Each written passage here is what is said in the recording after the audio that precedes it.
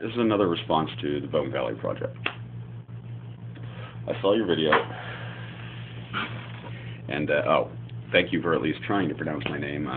Ayr or Ayr is the closest to it. It's Gaelic for Ireland.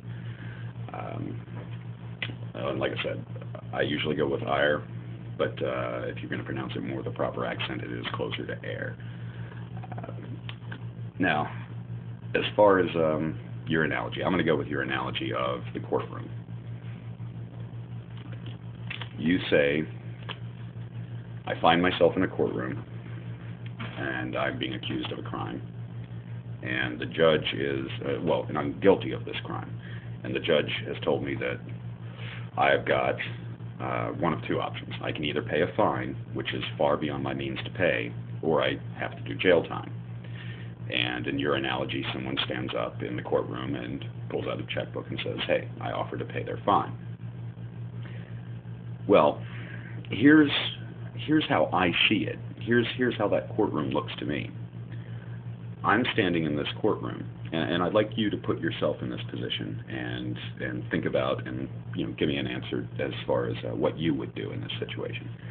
I'm standing in this courtroom, and what I see is a prosecutor telling me I'm guilty of a crime and that I have either a fine that I can't afford or jail time.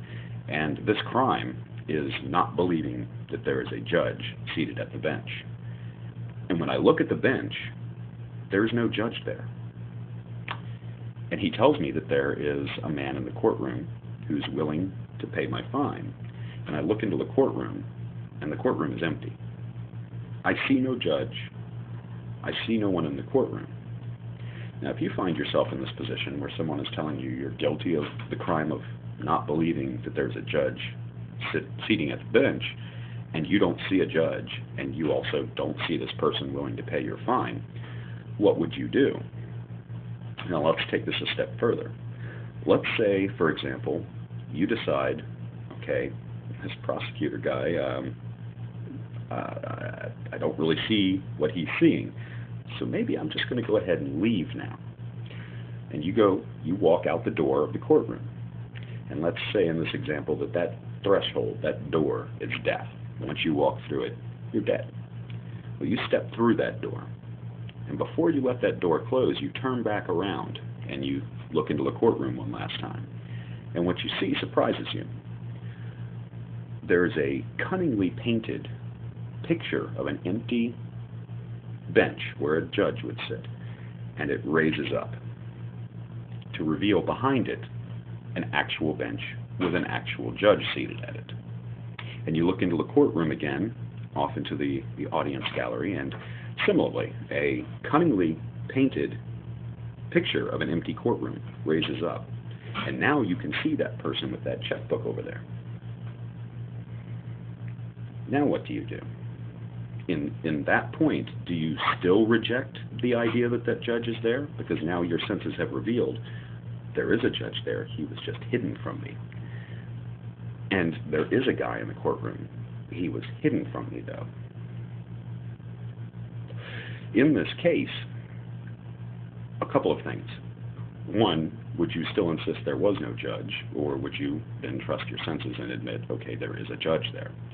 And two, wouldn't you feel just a little bit deceived by the fact that you were standing there and that judge made no attempt to reveal himself from behind that painted drop of an empty bench? And wouldn't you feel a little bit deceived that, similarly, the guy with the checkbook made no attempt to make himself known to you from behind his false front of an empty court? But even feeling deceived at that point, do you think that you would then still insist that there was no judge and there was no man with a checkbook? Because from my perspective, if I was the one standing there and the prosecutor was telling me that I'd committed this crime and I saw no judge and I saw nobody in the courtroom ready with this checkbook to pay my fines, my only response could be, I think this prosecutor is a little bit off his rocker. I don't see what he's seeing, and I asked for proof of this judge, and none is forthcoming. Only this person's insistence that there is this judge, and that I have to believe them. It doesn't seem like a reasonable proposition to me, and I'm just curious how you would react in that situation. Does it seem like a reasonable proposition to you if the prosecutor was telling you that this judge insisted that Allah was your savior? This is the prosecutor's word. And again, you see no judge. Or if he insisted that Vishnu was the judge, and yet you still see no judge behind that bench.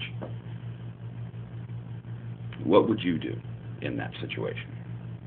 That's it, man. Take it easy.